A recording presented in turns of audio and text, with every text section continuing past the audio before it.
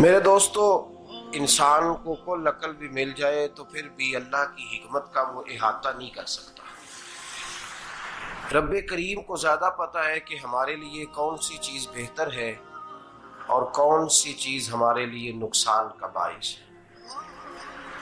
اللہ تبارک و تعالی کی حکمت یہ چاہتی ہے کہ میرے بندے پریشان نہ ہوں۔ رب یہ چاہتا ہے کہ میرے بندے کسی جگہ پہ بھی دقت اور پریشانی کا شکار نہ ہو۔ تو اللہ تبارک و تعالی نے راہ اعتدال اختیار کرنے کا حکم ارشاد فرمایا کہ تم اعتدال کے رستوں پہ چلو، معتدل زندگی گزارو، افراط و تفریط سے بچو۔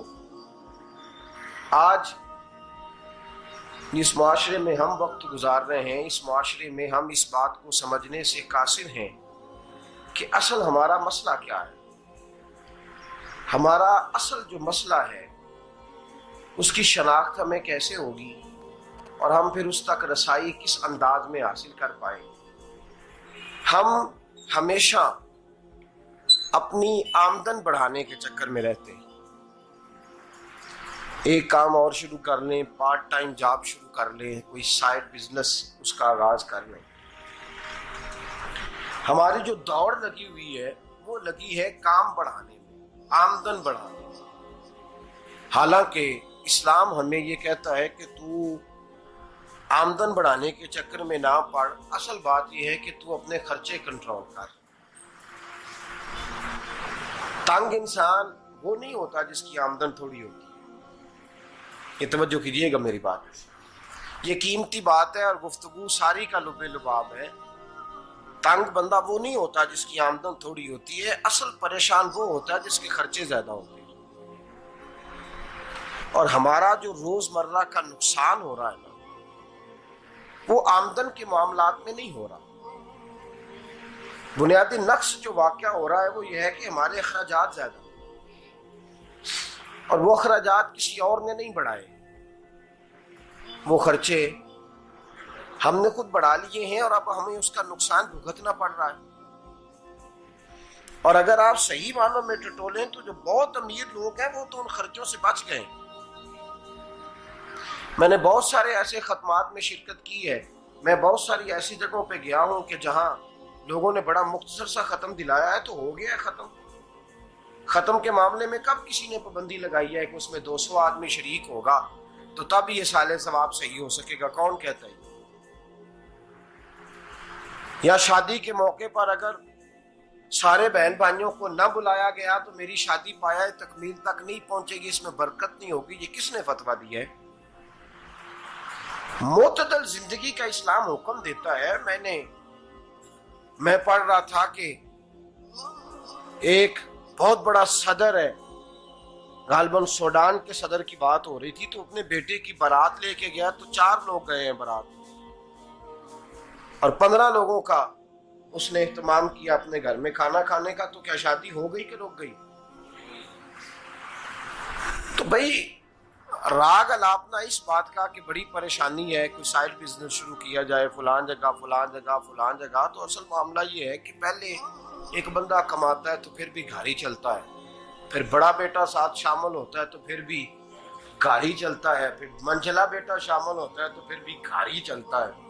جو رونا دادا جی رویا کرتے تھے کہ بڑی مصیبت ہے، بڑی مشکل ہے، گاؤں میں رہ اکیلے ہوتے تھے اور وہ 5 بچوں کو اور 4 بچیوں کو وہ پالتے تھے، تو جو وہاں پریشانی تھی وہی آج پریشانی شہر میں آ کر پڑھ لکھ کر موٹی تنخواہ لے کر وہی پریشانی ہمیں ہے۔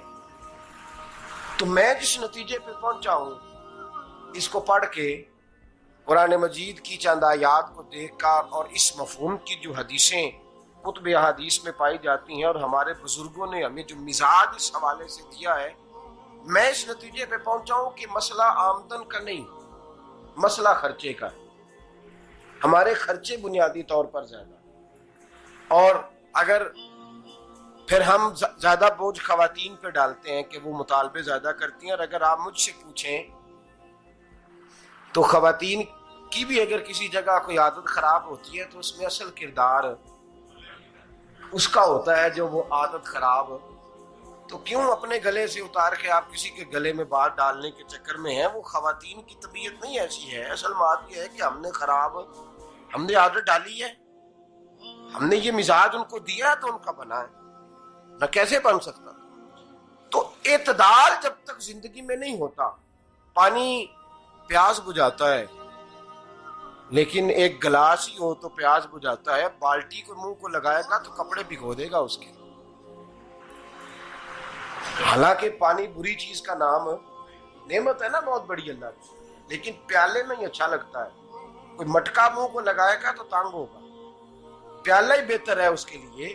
تو میرے دوست، مٹکے سے بھی بعض اوقات کام چل جاتا ہے، لیکن اگر کوئی کہے نہیں مجھے دریا ہی چاہیے تو اس کا تو گھر بہ جائے گا، سارا گھر بہ جائے گا اس کا.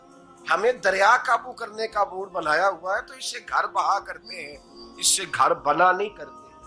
گھر پیالے سے پانی پینے سے بنتا ہے. اگر تو دریا پہ قبضہ کرنے کا موڈ بنائے گا تو گھر بنے گا نہیں، گھر بہ جائے گا. آگ نہ ہو تو کھانا پک نہیں سکتا، لیکن ہلکی آنچ سے کھانا پکتا ہے. اور اگر آنچ تیز کر دی جائے تو جی قرینے قیاس بات کر رہا ہوں، میں عقل سے ماورا نہیں کر رہا. قرینے قیاس سمجھانے کے لیے مثالیں دے رہا ہوں. ہلکی آنچ پہ کھانا پک جاتا ہے اور آگ تیز ہو تو کھانا جل جاتا ہے. تو کھانا اتنی دیر کھانے کے قابل رہتا ہے جب تک وہ ہلکی آنچ پہ پکتا ہے. تو جتنی مرضی تو کہتا ہے نہیں میرا گزارے نہیں، آگ تیز ہونی چاہیے، تو میاں جل جائے گا، جل جائے گا. ہوا نہ ملے تو سانس نہیں آتی، ٹھیک ہے؟ آکسیجن نہ ہو تو سانس، ہوا نہ چلے تو گزارا نہیں ہوتا. لیکن اگر تیز جلے نا، اگر تیز چلے تو آندھی اور طوفان بن جائے تو چھتیں گرا دیتی ہے، جانیں لے لیتی ہے. ہم ہیں طوفان کے چکر میں، ہم ہیں دریا کے چکر میں، ہم ہیں بڑے لاؤ کے چکر میں. تو میاں ہلکی آنچ ہی اچھی ہے، یاد رکھ. اور ایک گلاس پانی کا اعتدال سے ملتا رہے تو وہی ملتا رہے، ضرورت کے وقت وہی بہتر ہے. تو پورے دریا پہ قبضہ کرنے کا پروگرام نہ بنا، تانگ ہو جائے گا. اور میرے عزیز یاد رکھ، ہوا سانس لینے کے مطابق ملے تو وہی اچھی ہے، جو سانس بند کرنے پہ آ جائے وہ ہوا اچھی. ہم نے چکر چلا لیا ہے کہ زیادہ پیسہ، راتوں رات پیسہ، لمبا پیسہ، یہ پلاٹ بھی میرا، وہ پلاٹ بھی میرا، گجرانوالا بھی، گجرات بھی، لالا موسیٰ کھاری اور پنڈی تک جہاں میں جاؤں میرے نام کی تختیاں لگی ہوئی ہونی چاہیے. اسلام منع